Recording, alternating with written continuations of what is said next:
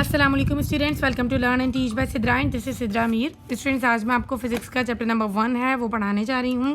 Chapter number 1 class 9 की physics, और उसका टॉपिक है मेजरिंग इंस्ट्रूमेंट्स। मेजरिंग इंस्ट्रूमेंट्स पढ़ने से पहले हमें कुछ क्वांटिटीज़ पढ़नी पड़ेंगी।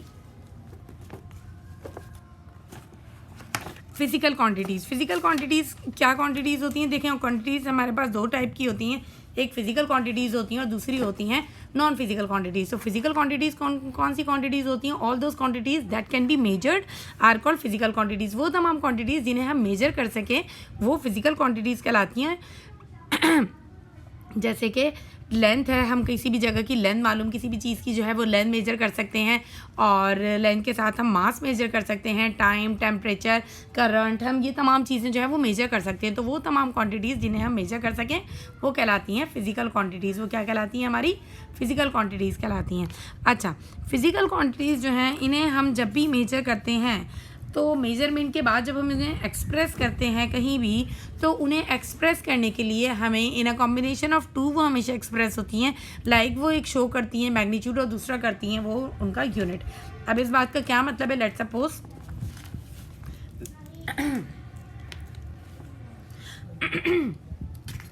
ये हाइलाइटर है मेरे पास एक, मैं इसको मेजर करना चाहती हूँ इसकी लेंथ। अब जैसे मैं इसकी लेंथ मेजर कर रही हूँ, मैंने इसके 0 सेट किया यहाँ से, इसके एंड पॉइंट से, स्टार्टिंग पॉइंट से, और इसके लास्ट एज जो है मैंने उस पर रखा, तो ये 13.6 या 7 समथिंग आ रहा है। 13.7 जो है वो इसकी लेंथ आ रही है। तो ये मैंने इसकी लेंथ मेजर की 13.7 सेंटीमीटर्स। तो मैंने क्या कहा आपसे कि 13.7 सेंटीमीटर्स। दो चीज़ें मैंने आपको बताई कि 13.7 एक नंबर हो गया और दूसरा जो है सेंटीमीटर जो है वो दूसरी चीज़ हो गई। अच्छा, अब मीन्स कि अगर मैं किसी जगह का डिस्टेंस मेजर करना चाहूँ कि point A to point B मुझे जाना है, तो पॉइंट ए से पॉइंट बी तक का डिस्टेंस जो है वो 2 किलोमीटर्स है।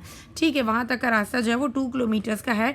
तो ये 2 किलोमीटर्स में भी मैंने आपको दो चीज़ें बताई। एक बताया मैंने आपको नंबर, और दूसरी बताई मैंने कुछ वर्डिंग। ठीक है, तो ये जो नंबर होता है ना, इस नंबर को जो न्यूमेरिकल फॉर्म में होता है, यूजुअली रियल नंबर होता है, वो नंबर कहलाता है उसका मैग्नीट्यूड। हमेशा याद रखिएगा कि वो जो नंबर है, यहाँ पर जो 2 लिखा हुआ है, कि 2 जो मैग्नीट्यूड है, और ये जो किलोमीटर्स लिखा हुआ है इधर, ये किलोमीटर्स क्या है? उसकी यूनिट है। ठीक है, इसे आपको याद रखना है कि फिजिकल क्वांटिटीज़ क्या होती हैं और किस तरीके से मेजर की किस तरीके से एक्सप्रेस की जाती हैं। तो एक्सप्रेस की जाती हैं दो चीज़ों से, एक उसका मैग्नीट्यूड और दूसरा उसका यूनिट। अच्छा, फिजिकल क्वांटिटीज़ हो गई नंबर। अभी इसके बारे में हमें और भी पढ़ना है डिटेल, बट उसके साथ साथ पहले नॉन फिजिकल क्वांटिटीज़ का थोड़ा सा बता देती हूँ कि नॉन फिजिकल क्वांटिटीज़ कौन सी क्वांटिटीज़ होती हैं। ऐसी तमाम क्वांटिटीज़ जो मेजर नहीं की जा सकती वो नॉन फिजिकल क्वांटिटीज़ कहलाती हैं। जैसे कि emotions, pain, feeling, happiness, love, sadness, hate, ये तमाम चीज़ें जो हैं आपकी क्या कहलाती हैं? नॉन फिजिकल क्वांटिटीज़ कहलाती हैं, क्योंकि इन्हें मेजर नहीं किया जा सकता कि अगर पेन है तो कितना है, और इमोशंस हैं तो कितने हैं, और हैप्पीनेस है तो किसी की कितनी है, और अगर कोई सैड है तो कितना सैड है। एज़ कम्पेयर टू दिस हम फिजिकल क्वांटिटीज़ में क्या कर रहे होते हैं? हर चीज़ को मेजर कर सकते हैं। ठीक है, अच्छा, अब now come again towards physical quantities. अब फिजिकल क्वांटिटीज़ के बारे में ये कि फिजिकल क्वांटिटीज़ जो हैं हम उन्हें क्लासीफाई करते हैं दो कैटेगरीज़ में। क्लासिफिकेशन जब भी हम किसी भी चीज़ की करते हैं तो हम उसको किसी न किसी बेस पर करते हैं। हमने इसे क्लासीफाई किया है दो डिविजन्स में, एक है फंडामेंटल क्वांटिटीज़ और दूसरी है drive physical quantities. Fundamental quantities कौन सी क्वांटिटीज़ होती हैं? वो तमाम क्वांटिटीज़ जिन्हें एक्सप्लेन करने के लिए किसी दूसरी क्वांटिटी की हमें ज़रूरत ना पड़े, वो तमाम क्वांटिटीज़ हमारी कहलाती हैं फंडामेंटल क्वांटिटीज़ या फंडामेंटल फिजिकल क्वांटिटीज़। ठीक है, मींस के अब जैसे टेम्परेचर है, तो टेम्परेचर को बताने के लिए मुझे 2-3 चीज़ों की ज़रूरत नहीं पड़ेगी। लेट्स सपोज अगर मुझे किसी कंटेनर का या किसी गैस का या किसी ह्यूमन बीइंग का, कहीं भी किसी भी चीज़ का मुझे अगर टेम्परेचर लेना है, तो मैं उसका टेम्परेचर जो है वो ईजीली जो है डायरेक्टली मालूम कर सकती हूँ। ठीक है, तो वो मुझे किसी दूसरी यूनिट की, किसी दूसरी क्वांटिटी की ज़रूरत नहीं पड़ेगी। And as compare to other quantity that is drive quantity, अगर मैं ड्राइव क्वांटिटीज़ में से अगर डेंसिटी लेती हूँ कि मुझे किसी जगह समंदर का पानी है, अब मुझे उस पानी की डेंसिटी मालूम करनी है, तो डेंसिटी के लिए मुझे पता है कि फॉर्मूला होता है। मैं इस पर नहीं लिखूँगी, ये मेरा फेयर कॉपी है।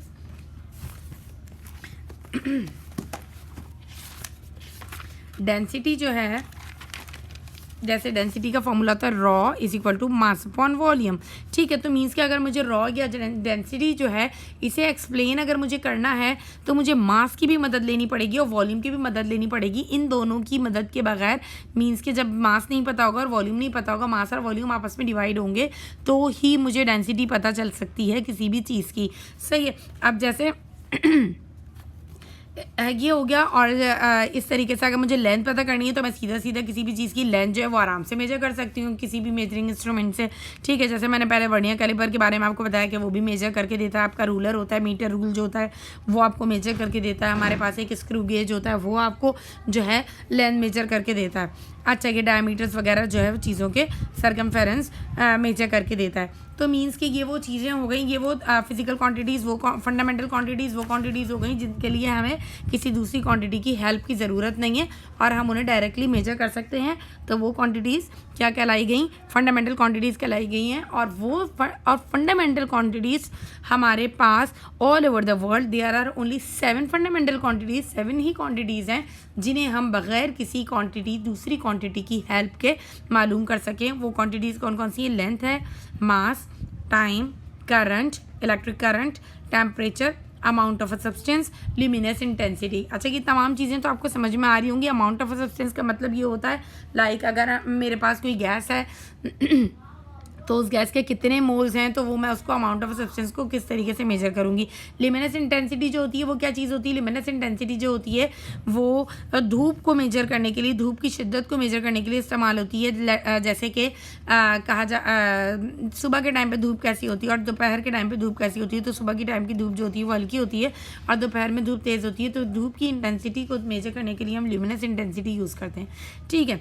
अब नेक्स्ट पे हम जाते हैं ड्राइव क्वांटिटीज़। ड्राइव क्वांटिटीज़ कौन सी क्वांटिटीज़ होती है मैं आपको बता चुकी हूँ। जैसे कि मैंने आपको अभी बताया था, एग्जांपल दी थी कि अगर मुझे डेंसिटी मालूम करनी है तो उसके लिए मुझे जो है मास अपॉन वॉल्यूम की ज़रूरत पड़ेगी। और अगर मुझे वॉल्यूम मालूम करना है किसी भी चीज़ का तो मुझे लेंथ को 3 बार मल्टीप्लाई करना पड़ेगा, या length into breadth into height ये फॉर्मूला होता है। ये भी लगता है और ये भी लगता है, दोनों जगह लगता है, ठीक है। तो मुझे इस तरीके से ये मालूम करना पड़ेगा, ठीक है। तो मीन्स कि मुझे दूसरी क्वांटिटीज़ की हेल्प लूँगी, उसके बाद ये पता चलेगा। लेंथ में ऐसा कुछ नहीं है, लेंथ में सिंपली मालूम कर सकती हूँ। कोई इंस्ट्रूमेंट ऐसा नहीं है जो मुझे डायरेक्टली वॉल्यूम पता करके दे। अच्छा, तो ड्राइव क्वांटिटीज़ वो क्वांटिटीज़ हो गई जो कि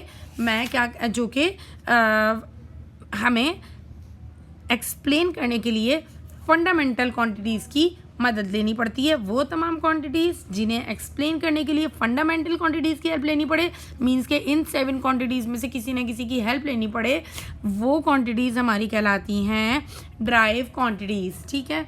इतना हो गया। अच्छा, अब मुझे एक बात, अब नेक्स्ट टॉपिक है हमारा सिस्टम ऑफ यूनिट्स।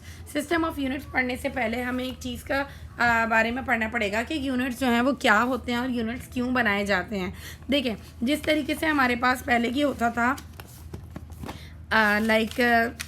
स्टार्टिंग में हमारे पास ये होता था, बार्टर सिस्टम यूज़ होता था ना। बार्टर सिस्टम यूज़ होता था। बार्टर सिस्टम में क्या होता था कि लोग जो हैं गुड्स टू गुड्स एक्सचेंज होती थी, ठीक है। एक्सचेंज होता था थ्रू गुड्स टू गुड, ठीक है। उसमें क्या होता था कि लोग जो हैं वो एक ग्राउंड में जमा हो जाते थे और अपना जितना भी उनके पास जो भी चीज़ें होती थी, जो वो उगाते थे या वो जो बनाते थे, जो भी चीज़ें उनके पास होती थी, वो अपना तमाम चीज़ें लेकर अपने ग्राउंड में आ जाते थे। उस ग्राउंड में सब लोग इकट्ठे होते थे और वहाँ पर गुड्स के बदले में गुड्स ही एक्सचेंज करते थे, ठीक है। लेकिन ये सिस्टम जो है फ्लॉप क्यों हुआ? ये सिस्टम फ्लॉप इसलिए हुआ क्योंकि देखें, तमाम चीज़ें जो हैं उनकी वैल्यू बराबर तो नहीं होती। अगर किसी को गोल्ड चाहिए तो वो चावल के बदले जो है वो गोल्ड नहीं देगा। ऐसा होता था कि जैसे अगर किसी को चावल चाहिए, किसी ने चावल की फसल उगाई हुई है तो वो दूसरे से दाल ले लेगा और जाके दाल और चावल एक्सचेंज कर लेंगे। लेकिन ये छोटी छोटी चीज़ों में तो चल जाता था। लेकिन अगर बड़ी बड़ी चीज़ों में, अब अगर मैं आपसे $1 लूँ और आपको 1 रुपी दूँ तो फिर ये तो नाइंसाफ़ी हो जाएगी, ठीक है। तो ये गलत हो जाएगा। अब अगर किसी को पीस ऑफ लैंड चाहिए तो, और अगर वो कपड़ा बनाता है तो वो ज़मीन ले लेगा और कपड़ा दे देगा। तो ये इन तरीक़ों की वजह से ये बार्टर सिस्टम जो था वो फेल हुआ। बार्टर सिस्टम जब फेल हुआ तो फिर ये हुआ कि यूनिट्स बनाई जाएँ। जब यूनिट्स बनाने पर गौर किया गया तो यूनिट्स ऐसे ही नहीं बन गए। यूनिट्स बनाने के लिए बहुत सारे सिस्टम्स आए। सबसे पहले एक सिस्टम आया MKS सिस्टम, ठीक है। हमारे पास एक सिस्टम आया MKS सिस्टम। MK सिस्टम एक ऐसा सिस्टम था जो कि हमें 3 तरह की क्वांटिटीज़ को एक्सप्लेन करता था। उसमें लेंथ थी, मास था और टाइम था। लेंथ, मास और टाइम, इन तीनों फिजिकल क्वांटिटीज़ को ये क्या करता था, एक्सप्लेन करता था। लेंथ का सिस्टम सिंबल L से शो किया जाता है, मास को स्मॉल m से और टाइम को t से, ठीक है। और इस MK सिस्टम में लेंथ की यूनिट जो है वो मीटर यूज़ की जाती थी, मास की यूनिट किलोग्राम यूज़ की जाती थी और टाइम की यूनिट सेकंड यूज़ की जाती थी, ठीक है। MK सिस्टम चला। फिर MK सिस्टम के साथ साथ एक और सिस्टम था। कुछ कंट्रीज़ जो थे MK सिस्टम को फॉलो करते थे और फिर कुछ कंट्रीज़ जो थे वो CGS सिस्टम को फॉलो करते थे। CGS सिस्टम में ये था कि लेंथ जो थी वो सेंटीमीटर में लेते थे, MKS वाले जो थे वो मीटर में ले रहे थे। बेसिकली इनके नाम इनकी यूनिट्स पे ही थे। ये मीटर था, ये किलोग्राम था और ये सेकंड था, और ये सेंटीमीटर और ग्राम और ये सेकंड। तो इनके नाम ही इनकी यूनिट्स को जाहिर कर रहे थे। इनमें लेंथ जो है वो सेंटीमीटर में थी, मास जो है वो ग्राम में था और टाइम जो है वो सेकंड्स में था। लेकिन फिर इस सिस्टम से भी ख़राबी पैदा होने लगी, क्योंकि देखें जब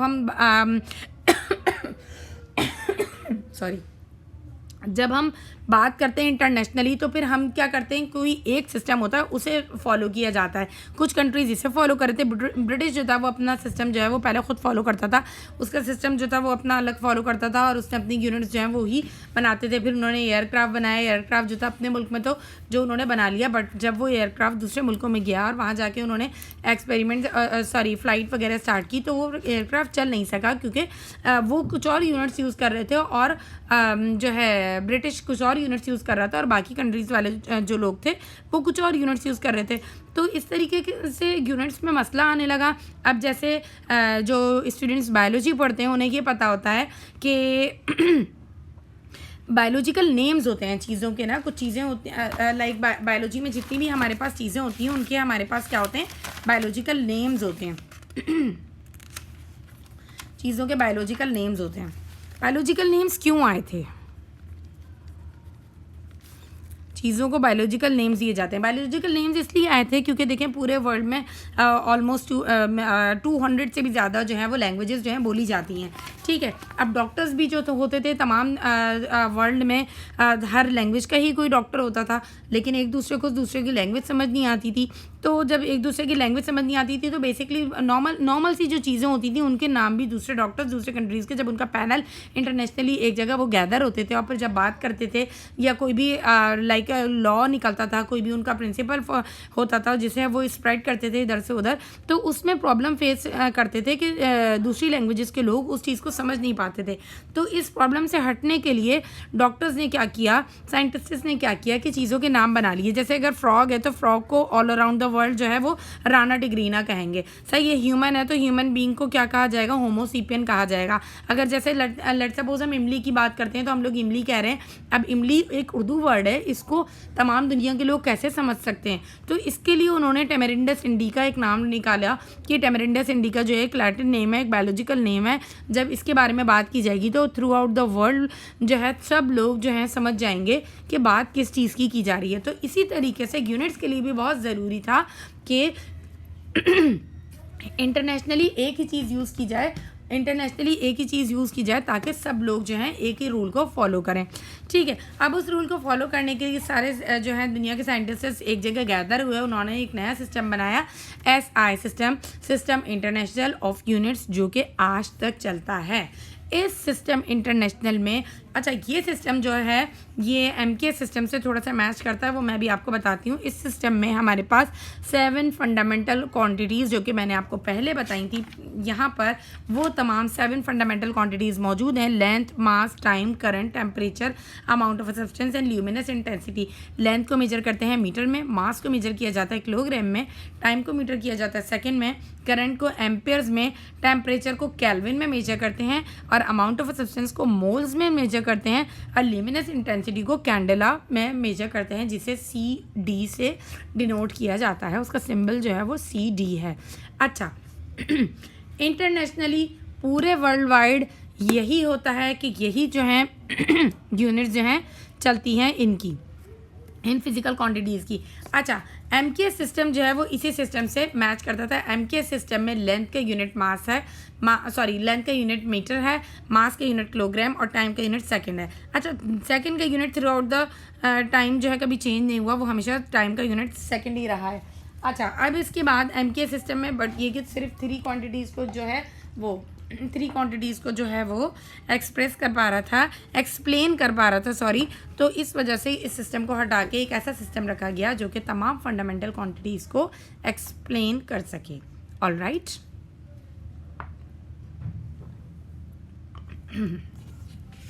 अच्छा, नाउ नेक्स्ट, अब ये कि ये लेंथ जो है इसका यूनिट मीटर ही क्यों रखा गया, मास का यूनिट किलोग्राम क्यों रखा गया, टाइम का यूनिट सेकंड क्यों रखा गया, इसके बारे में पढ़ते हैं। अच्छा, यूनिट जो है वो ऐसे ही नहीं बना दिए जाते कि बस मैं घर में बैठी मेरा दिल चाह रहा था मैंने लेंथ का यूनिट मीटर बना दिया और मास का यूनिट मैंने किलोग्राम बना दिया और टाइम का यूनिट जैसे मैं रोज़ाना कुकिंग करती हूँ अपनी मर्ज़ी से कुछ भी बना लिया। ऐसा बिल्कुल भी नहीं है। इसके लिए पूरा एक स्टैंडर्ड कायम किया जाता है, कायम किया जा चुका है और उसी के तहत लेंथ का यूनिट जो है वो मीटर है और मास का किलोग्राम है और टाइम का सेकंड है, जो वर्ल्ड वाइड एक्सेप्टेबल है और हर जगह यही यूनिट्स इस्तेमाल किए जाते हैं ज़्यादातर। अच्छा, अब आप ये ना समझिएगा कि हमने सेंटीमीटर भी देखा है, हम तो इस क्लास में डायग्राम्स बनाते हैं, पिक्चर्स बनाते हैं तो वो सेंटीमीटर्स में बनाते हैं। बेटा, उसका रीज़न ये होता है कि हम बड़ी चीज़ों को मीटर में मेजर करते हैं, छोटी चीज़ों को सेंटीमीटर में मेजर करते हैं और अगर कोई उससे भी बड़ी चीज़ होती है तो उसको हम किलोमीटर्स में मेजर करते हैं। और वो चीज़ें जो अभी आप लोगों ने प्रोफेशनली नहीं देखी हैं, जब आप प्रोफेशनल लाइफ में आएंगे तो हम इससे भी ज़्यादा बड़ी यूनिट्स यूज़ करते हैं। ठीक है। अच्छा, अब इसके बाद स्टैंडर्ड ऑफ लेंथ कैसे कायम हुआ। स्टैंडर्ड ऑफ लेंथ कायम करने के पीछे भी देखें एक कहानी होती है पूरी, और फिर जब वो कायम हो जाता है, बन जाता है, फिर उसकी भी किस तरीके से क्या होती है मैं आपको बताती हूँ उसका तरीका। Standard of length in the system international is metre. ठीक है, कह रहे हैं कि सिस्टम इंटरनेशनल में हमें लेंथ का जो स्टैंडर्ड हमने कायम किया है वो मीटर है, जिसे हम स्मॉल m से डिनोट करते हैं। अच्छा, 1 मीटर क्या होता है, कैसे बनाया हमने ये मीटर, 1 मीटर कैसे कहा। देखें, अगर 1 सेकेंड है मेरे पास, 1 सेकेंड का पता है ना आपको ये कितना टाइम स्पैन होता है, बिल्कुल छोटा सा। 1 सेकेंड को मैं कह रही हूँ मैं डिवाइड कर देती हूँ 2 में, तो मैं क्या लिखूँगी 1 डिवाइडेड बाई 2, 1/2 लिखूँगी। तो ये 1 सेकेंड जो था वो 2 हिस्सों में डिवाइड हो गया। अब अगर मैं 1 सेकेंड को 50 यूनिट्स में डिवाइड करना चाहती हूँ कि 50 टाइम्स मैं इसको डिवाइड कर दूँ, 50 पोर्शंस में डिवाइड कर दूँ, तो ये 1 डिवाइडेड बाई 50 हो जाएगा। ठीक है, और अगर मैं चाहूँ कि मैं इस सेकेंड को और 1000 में डिवाइड कर दूं, तो मैं 1 को 1000 से डिवाइड कर दूंगी तो सेकंड कितना छोटा रह जाएगा, सेकंड तो बहुत ही छोटा रह जाएगा। अच्छा, अब बात आती है 1 मीटर की। तो 1 मीटर जब साइंटिस्ट्स ने इसको बताया कि 1 मीटर बेसिकली होता क्या है, तो उन्होंने क्या किया, एक पॉइंट ए लिया। ठीक है, पॉइंट ए लिया और यहाँ से एक रे ऑफ लाइट जो है वो पास करवाई। रे ऑफ लाइट का मतलब एक लेज़र लाइट से रे ऑफ लाइट जो है यहाँ से इन्होंने पॉइंट ए से स्टार्ट की और उसको जब पास करवाया तो इसका इन्होंने मीटर का जो स्टैंडर्ड कायम किया, इन्होंने बोला 1 सेकेंड को डिवाइड किया 299,792,458 पोर्शंस में। मीन्स के कितना डिवाइड किया, 299,792,458। ये एक बहुत बड़ी वैल्यू है। जब ये 1 सेकेंड इतनी वैल्यू में डिवाइड हो जाएगा, इतने पोर्शंस में टूट जाएगा, तो सोचें कितना कम टाइम स्पेंड रह जाएगा जो हम फील भी ना कर पाएँ, समझ लें। तो ray of light point A से जब हमने ट्रैवल करवाई सिर्फ इतने टाइम में, 1 सेकेंड को इतने टाइम में, 1 सेकेंड को डिवाइड किया इस नंबर से, तो जब वो रे ऑफ लाइट जहाँ तक पहुँची ना, इतना टाइम स्पेंड करने के बाद उस डिस्टेंस को हमने 1 मीटर कहा कि ये 1 मीटर है। 1 मीटर इस तरीके से हुआ कि 1 मीटर ये होता है। ठीक है, मेरे ख्याल से समझ आ गया होगा। नहीं समझ आया तो मुझे कमेंट्स में ज़रूर बताइएगा, मैं दोबारा बताऊँगी, आप लोगों के लिए थोड़ी नई चीज़ है। अच्छा, ये मीटर हो गया, 1 मीटर ये हो गया। अब मीटर के लिए मीटर का स्टैंडर्ड कायम हो गया। अब लेंथ मालूम करने के लिए 3 मेजरिंग इंस्ट्रूमेंट्स आपकी जो हैं चैप्टर में मौजूद हैं। एक मीटर रूल है, लाइक वो जो हम कपड़ा वगैरह ख़रीदने जाते हैं तो उनके पास जो है शॉपकीपर के पास एक मीटर रॉड होती है, that is called as metre rule. ठीक है, और वो जो होता है वो आपको मेज़र करके देता है लेंथ किसी भी डिफरेंट ऑब्जेक्ट्स की, और उसमें 100 डिवीजन्स होते हैं। और डिवीजन्स का मतलब, एक सेकेंड, डिविजन्स का मतलब ये जैसे आपका स्केल है ना, तो इसमें कितने डिविजन्स हैं 1 से लेके इसमें 20 डिविजन्स हैं। कितने डिविजन्स हैं 20 डिविजन्स हैं, ठीक है।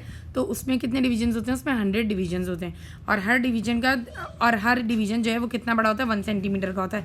इसमें कितने डिवीजन्स हैं, इसमें 20 डिवीजन्स हैं और यहाँ पर भी हर डिवीजन जो है वो 1 सेंटीमीटर का ही है, ठीक है। लेकिन वो मीटर रूल जो होता है वो बहुत बड़ा होता है। अब मेरा काम नहीं है तो घर में मैं उसको रखती नहीं हूँ। अच्छा, नंबर 2 पर जो है वर्नियर कैलिपर, मैंने आपको कल दिखाया था, मैं दोबारा आपको शो करवाती हूँ। वर्नियर कैलिपर मेरे पास मेरे पाउच में मौजूद होगा। यस, ये रहा वर्नियर कैलिपर। ये मैंने आपको कल भी दिखाया था, आज भी मैं इसके बारे में थोड़ा सा बता देती हूँ कि ये मेजरिंग इंस्ट्रूमेंट है, ये वर्नियर कैलिपर कहलाता है। और वर्नियर कैलिपर यूज़ होता है लेंथ और डायमीटर्स वगैरह मालूम करने के लिए। बेटा वेट अ मिनट। अच्छा, वर्नियर कैलिपर जो है वो डायमीटर्स वगैरह और लेंथ वगैरह आपको मेजर करके देता है। इसका तरीका जो होता है आज बहुत शॉर्ट बताऊंगी क्योंकि कल मैं इस पर एक डिटेल वीडियो बना चुकी हूँ। अच्छा, इसके मैं पहले आपको पार्ट्स बता देती हूँ। ये अपर जॉज होते हैं और ये नीचे वाले क्या होते हैं, लोअर जॉज होते हैं और ये ओपन और क्लोज हो सकते हैं। ये अपर जॉज हैं और ये लोअर जॉज होते हैं। ये अपर जॉज हैं और ये क्या है, लोअर जॉज हैं।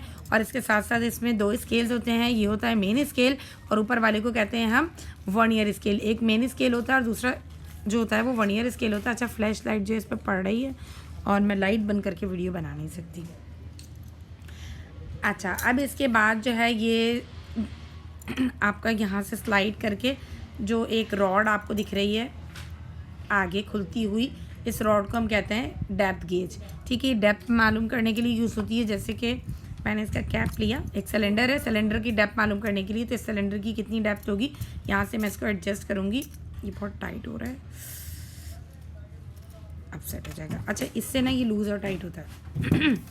अब ये आपको पता चल गई। यहाँ से अब मैं इसको फिक्स कर दूँगी। फिक्स करने के बाद मैं यहाँ से इसकी रीडिंग ले लूँगी, ठीक है। ये आपका डेप्थ पता चलती है यहाँ से इसकी, और डेप्थ पता करने के बाद यहाँ से आपका ये अपर जॉज होते हैं और ये लोअर जॉज होते हैं। अपर जॉज जो हैं वो आपको किसी भी सिलेंडर का क्या बताते हैं, इंटरनल डायमीटर बताते हैं। किस तरीके से ऐसे रखा और फिर इसको देखेंगे जहाँ तक फिक्स हो रहा है मैं इसको वहाँ तक खोल दूँगी, सही है। और ऐसे पॉइंट पे ले आऊँगी, फिर ये गिरेगा नहीं, ठीक है। यहाँ पर मैं इसको लेकर आ गई। इसमें 2 स्केल्स हैं, एक वर्नियर स्केल है। वर्नियर स्केल पर भी जो है वो रीडिंग्स हैं। वर्नियर स्केल पर भी इस पर ग्रेविंग हुई हुई है, आपको नज़र आ रही होगी इधर।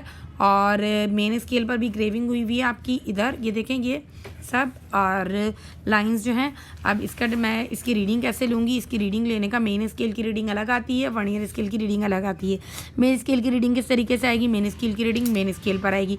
मेन स्केल पर किस तरह आएगी, मीन्स कि मैं नीचे वाले स्केल पर जो डिजिट्स दिखे होंगे उन्हीं को पढ़ूंगी, सही है। अब देखें मैं नीचे वाले डिजिट्स कैसे पढ़ूंगी, मैं आपको दिखाऊंगी। 1 से लेके 12 तक का है, हाँ 1 से लेकर 12 तक का जो है ये यहाँ पर मौजूद है।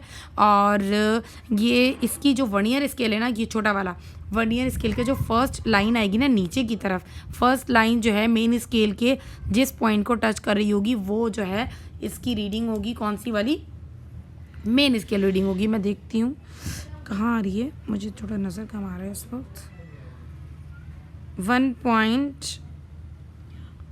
1.4, ठीक है, ये 1.4 पे आ रहा है, ठीक है। तो वर्नियर मेन स्केल रीडिंग जो है वो 1.4 सेंटीमीटर्स पर आ रही है। देखें लास्ट में लिखा होता है कि रीडिंग हम ले रहे हैं तो किस में ले रहे हैं, यहाँ पर लिखा हुआ है सेंटीमीटर, तो ये सेंटीमीटर में आ रही है।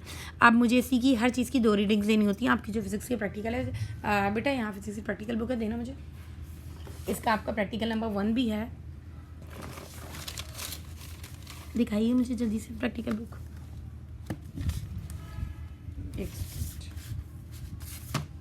मिली, ठीक है। ये फिजिक्स की आपकी प्रैक्टिकल बुक है, इसमें आपका प्रैक्टिकल भी है वर्नियर कैलिपर का। ये रहा फर्स्ट प्रैक्टिकल ये वर्नियर कैलिपर का। तो इसमें आपको 2 तरह की रीडिंग्स लेनी होती हैं, एक मेन स्केल रीडिंग लेनी होती है और दूसरी लेनी होती है आपको वर्नियर स्केल रीडिंग। गिरी वर्नियर स्केल रीडिंग लेनी होती है और मेन स्केल रीडिंग लेनी होती है, ठीक है। तो हमारे पास मेन स्केल रीडिंग जो आई है वो कौन सी आई है, मैं नीचे वाले स्केल पे पढ़ूंगी, वो रीडिंग मेरी मेन स्केल का रहेगी क्योंकि नीचे वाला ही तो मेरा मेन स्केल है। और वर्नियर स्केल की रीडिंग लेने का तरीका ये होता है कि आपका वर्नियर स्केल पर मेन स्केल की कौन सी लाइन आपस में अलाइन कर रही है, so that reading will be our vernier scale reading, ठीक है। तो मुझे यहाँ पर अच्छा ये वाली रीडिंग जो है ना वो 1 से ज़्यादा लाइंस भी अलाइन कर सकती हैं, तो इसमें आपकी मर्ज़ी होती है आप कौन सा ले रहे हैं। तो इसमें मेरी लाइन जो है अलाइन कर रही है लाइन नंबर, अच्छा लाइंस काउंट कहाँ से करेंगे, नीचे वाली मेन स्केल की रीडिंग को, मेन स्केल पे जो ग्रेविंग हुई हुई है उन लाइंस को काउंट नहीं करेंगे, आपको काउंट करना है किसे, वर्नियर स्केल। वर्नियर स्केल के ऊपर साइड पर अपर पोर्शन में जो लाइंस होती हैं, नंबर ऑफ लाइंस होती हैं वो 9 होती हैं। नो बेबी, इस पे जो होती हैं वो कितनी लाइंस होती हैं, 9 लाइंस होती हैं, ठीक है, 9 लाइंस होती हैं। और उन लाइंस से मैं पता कर लेती हूँ कि कौन सी वाली मेरी हो रही है, 1 2 3 4 5 6 लाइन मेरी जो है वो मैच कर रही है, बिल्कुल 6 लाइन जो है मेरी वो बिल्कुल मैच कर रही है। तो ये मेरी वर्नियर स्केल की रीडिंग जो है वो क्या हो जाएगी, यहाँ पर 0.6 होगी, ठीक है। अच्छा, ये मेरा main scale reading, vernier scale reading है, मैंने आपको सब बता दिया यहाँ से।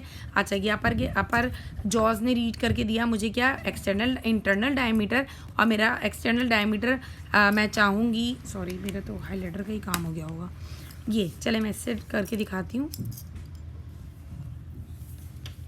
ये भी एक सिलेंडर है, इस सिलेंडर की मैं आपको क्या, एक्सटर्नल डायमीटर, अच्छा डायमीटर क्या होता है आपको पता है, ये जो पूरा गोल हिस्सा दिख रहा है ना, ये जो पूरा गोल हिस्सा आपको बाहर का दिख रहा है, ये कहलाता है इसका सरकमफेरेंस, ठीक है, सरकमफेरेंस कहलाता है। अच्छा, अब मुझे अगर इसका डायमीटर पता करना है ना, तो डायमीटर क्या होता है मैं आपको बना के दिखाती हूँ। रजिस्टर क्या है, वो वाला कहाँ गया, मैं जिस पे कर रही थी काम,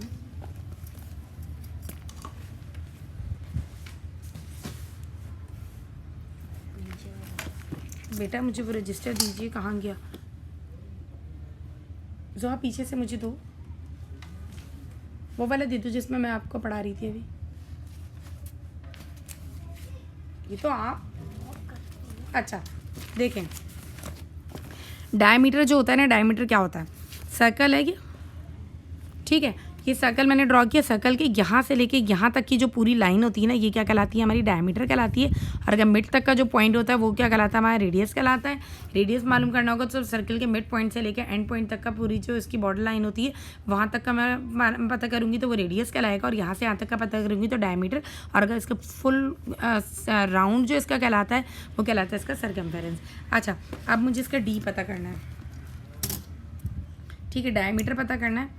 तो ये मैं इसका यहाँ से यहाँ तक का एक देखें, एक सर्कल है ना, बेसिकली ये सर्कल सिलेंडर में एक सर्कल मौजूद होता है, ये देखें पूरा सर्कल है। अब सर्कल के इस लाइन से लेके उस लाइन तक का डिफरेंस, सॉरी आपको नज़र नहीं आया, मैं यहाँ से दिखाती हूँ दोबारा। ये सिलेंडर में भी हमारे पास क्या मौजूद होता है, सर्कल मौजूद होता है। तो अगर आप इसको देखें तो ये एक सर्कल है, ठीक है। अब सर्कल से मैंने आपको कहा था एक पॉइंट से लेकर दूसरे पॉइंट तक का जो डिस्टेंस होता है वो क्या कहलाता है, हमारा डायमीटर कहलाता है। तो ये डायमीटर ही तो मेजर कर रहे हैं हम, ठीक है। तो इस तरीके से हमारा ये डायमीटर मेजर हो जाएगा। कि जो हिल रहा है ना, अगर आप यहाँ से इसको टाइट कर देंगे फिर ये बिल्कुल नहीं हिलेगा, सॉरी ये शायद हाँ हो गया।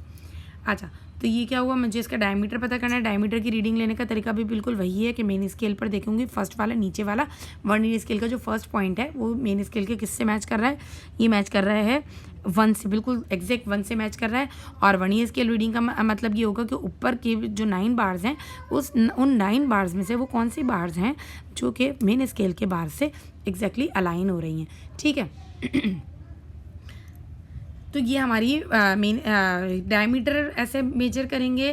और डायमीटर मेजर करने के बाद मैं यहाँ पर इसका लेंथ मेजर करने का ये तरीका होगा कि मैंने इसको यहाँ पे फिक्स किया, इधर से टाइट किया, और जो भी रीडिंग आ रही होगी मैं बिल्कुल सेम एज इट इज़ उसी तरीके से जो है वो रीडिंग ले लूँगी।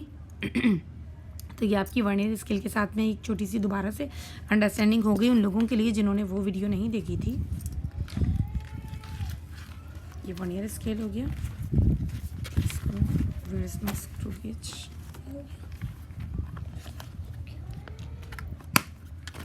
अच्छा अच्छा, तो वर्नियर कैलिपर आपने पढ़ लिया। स्क्रू गेज के बारे में बाद में पढ़ाया जाएगा। वो दूसरा जो एपरेटस आपने देखा है वो स्क्रू गेज है, उसके लिए पहले एक डिटेल वीडियो बनेगी, उसके बाद उसको समझाया जाएगा। वो भी एक बहुत लंबी कहानी हो जाएगी।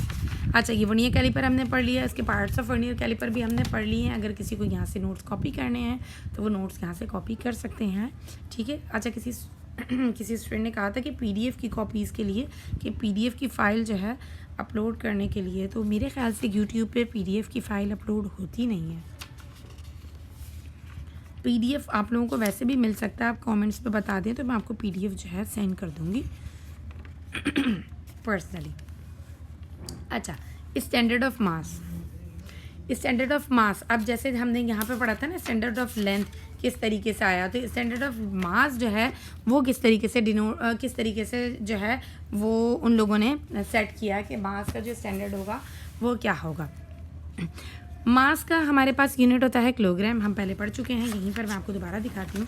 ये मास का यूनिट जो है वो क्या है, किलोग्राम। तो किलोग्राम जो है वो कैसे आया, कहाँ से आया, बिल्कुल उसी तरीके से।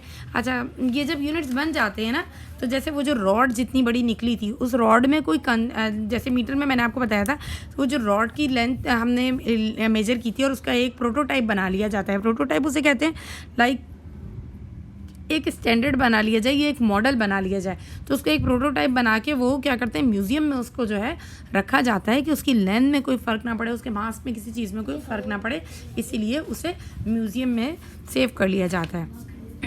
अच्छा, ये जो मैंने डिस्टेंस आपको बताया था कि वैक्यूम में होना चाहिए, वैक्यूम में करने की वजह ये, क्योंकि जब हम वैक्यूम में नहीं होते, वैक्यूम वो चीज़ होती है जहाँ पर वो प्लेस होती है, वो स्पेस होता है जहाँ पर एयर बिल्कुल भी नहीं होती। ठीक है, अब इसी तरीके से मास की बात करते हैं। मास का ये है कि मास मालूम करने के लिए कि 1 kg क्या होगा। अब जैसे कि हम कोई चीज़ परचेज़ करने जाते हैं हम कोई चीज़ परचेज़ करने जाते हैं, तो उसको परचेज़ करने के लिए हम देखते हैं उनके पास डिफरेंट ना मेजरिंग के ना डिफरेंट साइज़ के ना लाइक मेजर करने के लिए उसमें ना बट्टे रखे होते हैं उनके पास ना, लाइक 1 किलो का अलग होता है, 1 पाव का अलग होता है, आधा किलो का अलग होता है। तो वो क्या होते हैं, वो कैसे है, वो बिल्कुल एग्जैक्ट होते हैं। अब वो बनाए किस तरीके से गए, उन्हें किस तरीके से वो किया गया। अच्छा, एलॉय यहाँ पर लिखा हुआ है, it is a cylinder of special metallic alloy of about 39 millimetre wide and 39 millimetre tall. 39 millimetre wide and 39 millimetre tall, इसके जो हैं वो एलॉय उन्होंने बनाए गए। एक सेकेंड प्लीज़।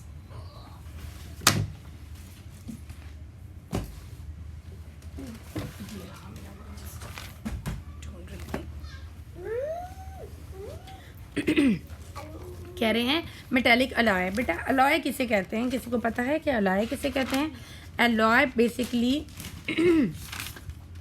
आपने केमिस्ट्री में ये नाम बहुत पढ़ा होगा कि अलॉय किसे कहा जाता है। अलॉय कहते हैं मेटेलिक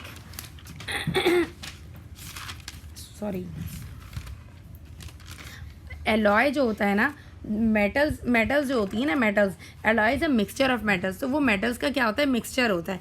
एलॉय कहते हैं मेटल्स के मिक्सचर को, एक मेटल के साथ दूसरी किसी 2-3 मेटल्स को मिला दिया जाए तो वो क्या कहलाता है, हमारा एलॉय कहलाता है। ठीक है, तो किया क्या गया कि it is a cylinder of special metallic alloy, के एक सिलेंडर बनाया गया स्पेशल मेटेलिक अलॉय का, कि उसमें कुछ मेटल्स यूज़ की। एलॉय यूज़ क्यों किया जाता है? एलॉय सबसे पहले मैं आपको ये बताती हूँ कि एलॉय यूज़ इसलिए किया जाता है कि अगर हम खाली किसी मेटल को रख देते हैं ना, जैसे कि सिल्वर ले लिया, कॉपर ले लिया, लेड ले लिया, कोई भी मेटल ले लिया हमने, उस मेटल को अगर हम प्योरली अगर रखेंगे तो जब उसका एटमॉस्फेयर के साथ में जब उसका रिएक्शन होता है, जब वो एटमॉस्फेयर में आती है, इंटरेक्ट करती है, तो वो जो मेटल होती है ना, सिंगल मेटल, वो एटमॉस्फेयर के साथ जब इंटरेक्ट करती है तो उसकी प्रॉपर्टीज़ में कुछ ना कुछ फ़र्क आ जाता है। ठीक है, जब अगर हम किसी सिंगल मेटल को यूज़ करें, तो जब उसका एटमॉस्फेयर के साथ उसका इंटरेक्शन होता है तो उसकी प्रॉपर्टीज़ में चेंज आ जाता है। लेकिन जब आप एलॉय बना लेते हैं मीन्स कि मिक्सचर ऑफ मेटल्स आप यूज़ करते हैं और 2-3 लाइक मेटल्स को यूज़ करते हैं मिलाकर, फिर उसका कोई चीज़ बनाते हैं, तो उसकी प्रॉपर्टीज़ में चेंज नहीं आता। ठीक है, जब उसके एटमॉस्फेयर से इंटरेक्शन होता है तो उसकी प्रॉपर्टीज़ में चेंज नहीं आता। ठीक है, अब ये जो है ये एक सिलेंडर बनाया गया different metallic special metallic alloy का, और उसकी हाइट जो थी वो कितनी थी, लाइक उसकी विड्थ जितनी थी वो 39 मिलीमीटर टॉल था, और 39 मिलीमीटर जो था विड्थ थी। उसकी विड्थ और उसकी हाइट दोनों जो थी वो सेम थी, और उसको उस चीज़ को उन्होंने ये कहा गया कि ये इसका इतना मेटल का पार्ट लिया गया है, पोर्शन लिया गया है, और उसको हमने कहा कि ये 1 kg कहलाएगा। और इसको भी बिल्कुल उसी तरीके से म्यूज़ियम में रखा गया कि वर्ल्ड वाइड यही यूज़ होगा। और अच्छा, ये स्टैंडर्ड जो है वो कायम क्यों किए जा रहे हैं? स्टैंडर्ड इसलिए कायम की जा रही है। देखिए अगर कोई छोटी सी चीज़ हो ना, लेट सपोज आप एग्जांपल ले लो, कुकिंग से ही एग्जांपल ले लें। अब एक हम फर्स्ट टाइम एक रेसिपी ट्राई करते हैं, वो बन जाती है, सेकंड टाइम बनाते हैं थोड़ी सी चेंज होती है, थर्ड टाइम भी थोड़ी सी चेंज होती है, फोर्थ टाइम भी, मीन्स के रिपीटेडली उसमें चेंज आता रहता है। ऐसा नहीं होता बिल्कुल एग्जैक्ट बन जाए, ठीक है, क्योंकि वो हम अपने हिसाब से बना रहे होते हैं। चीज़ें अप डाउन होती रहती हैं, जो क्वांटिटी चीज़ों की अप डाउन होती रहती है, उसकी वजह से क्या होता है, चीज़ों में फ़र्क आता रहता है। अब जो है तो ये स्टैंडर्ड कायम इसलिए किए गए हैं। अब जैसे PIA एक इदारा है, पाकिस्तान इंटरनेशनल एयरलाइंस जो इदारा है, इनका ताल्लुक किससे होता है, एयरक्राफ्ट से होता है, इंजीनियरिंग से होता है। और फिर एरोप्लेन्स की जो इंजीनियरिंग होती है, जिसे हम एरोनॉटिकल इंजीनियरिंग भी कहते हैं, तो वो जो इंजीनियरिंग जो होती है ना उनकी, वो बहुत ज़्यादा सेंसिटिव होती है। वो ऐसी नहीं होती कि चलें हम कोई भी चीज़, घर के दरवाजे बन रहे हैं या कोई भी चीज़ बन रही है या हम पेन्स बना रहे हैं या कुछ भी बना रहे हैं, ऐसा नहीं होता। उसके लिए स्टैंडर्ड को मेनटेन करना बहुत ज़रूरी होता है। अब जैसे एक इदारा है हमारा स्पार्को, सही, वहाँ पे असला वगैरह बनता है, तो उसके लिए भी ना स्टैंडर्ड को मेंटेन करना बहुत ज़रूरी होता है, क्योंकि वो लाजमी सी बात है। अब एटम बम्स होते हैं या कोई भी चीज़ें होती हैं, उनमें कितना प्रेशर देना है, कितनी क्या चीज़ कितनी मेंटेन करके डालनी है, रखनी है, किस चीज़ पे सेट करना है, किस यूनिट पे सेट करना है, तो इसके लिए स्टैंडर्ड को कायम करना बहुत ज़रूरी होता है, क्योंकि बहुत सेंसिटिव मैटर्स होते हैं, ठीक है। इन दोनों चीज़ों के साथ में डायरेक्ट रिलेशन जो आ जाता है वो ह्यूमन बींग्स की जान का हो जाता है, ठीक है। अच्छा, फिर इसके लिए तो ज़रूरी होता है कि स्टैंडर्ड कायम किए जाएँ। स्टैंडर्ड कायम करने की वजह ही यही होती है कि स्टैंडर्ड कायम किए जाएँ ताकि कोई लॉस ना हो, किसी चीज़ का कोई नुकसान ना हो, सही। अब बात आती है नेक्स्ट चीज़, हमारा टॉपिक जो है स्टैंडर्ड ऑफ टाइम की, कि 1 सेकेंड जो है हमें पता है टाइम की यूनिट होती है, और ये यूनिट क्यों बनाई गई, ये यूनिट किस लिए बनाई गई, वो मैं आपको बताती हूँ कि टाइम के स्टैंडर्ड की यूनिट जो है वो बनाई गई है, किस तरह से बनाई गई है, कि 1 सेकेंड जो है टाइम क्यों कहलाया जा रहा है इसका यूनिट। 1 सेकेंड जो है, आपको पता है एक एलिमेंट होता है सीजियम। सीजियम एक्चुअली बच्चे कम पढ़ते हैं, यूज़ कम होता है, CS। हमारे पास ना ये फर्स्ट ग्रुप में ही हमें मिलता है, जैसे कि lithium, sodium, potassium, rubidium, caesium, तो ये वहीं से सीजियम मिलता है और इसका एटॉमिक नंबर होता है 133, ठीक है। सीजियम 133 जो होता है ना हमारा, ये नीचे नहीं होता, इसके साथ ही होता है, स्मॉल में होता है। अच्छा, सीजियम 133 जो होता है ना, अब सीजियम जो होता है हमारे पास एक ऐसी मेटल है, इसकी ये क्वालिटी है कि क्या करती है, जब हम सीजियम को जब भी एनर्जी देते हैं, सीजियम को जब भी एनर्जी प्रोवाइड की जाती है, सीजियम को जब भी एनर्जी प्रोवाइड की जाती है, तो ये क्या करता है, ये स्टार्ट कर देता है वाइब्रेटिंग। ये क्या स्टार्ट कर देता है, वाइब्रेशन स्टार्ट कर देता है। सीजियम CS133 जो होता है, जब भी इसे एनर्जी प्रोवाइड की जाती है तो इसकी ये क्वालिटी है कि ये वाइब्रेट होना स्टार्ट हो जाता है, वाइब्रेटरी मोशन, इस मोशन को कहते हैं। जो आप इस वक्त मेरे ये ब्रेसलेट की मूवमेंट देख रहे हैं, ये पेंडुलम की मूवमेंट होती है राइट टू लेफ्ट, नीचे से आपको चेन दिख रही होगी, ये पेंडुलम की मूवमेंट होती है और इस मूवमेंट को हम क्या कहते हैं, वाइब्रेटरी मोशन, सही है। ऐसे करके ही मूव करता है, तो इस तरह की मोशन को कहते हैं वाइब्रेटरी मोशन, या टू एंड फ्रो मूवमेंट भी कहते हैं, टू एंड फ्रो मूवमेंट भी कहते हैं, या वाइब्रेशन भी कहते हैं, वाइब्रेटरी मूवमेंट भी कहते हैं इसको, ठीक है। अब कह रहे हैं कि ये जो सीजियम लिया जाता है, सीजियम को हम 1 सेकेंड कब काउंट करेंगे।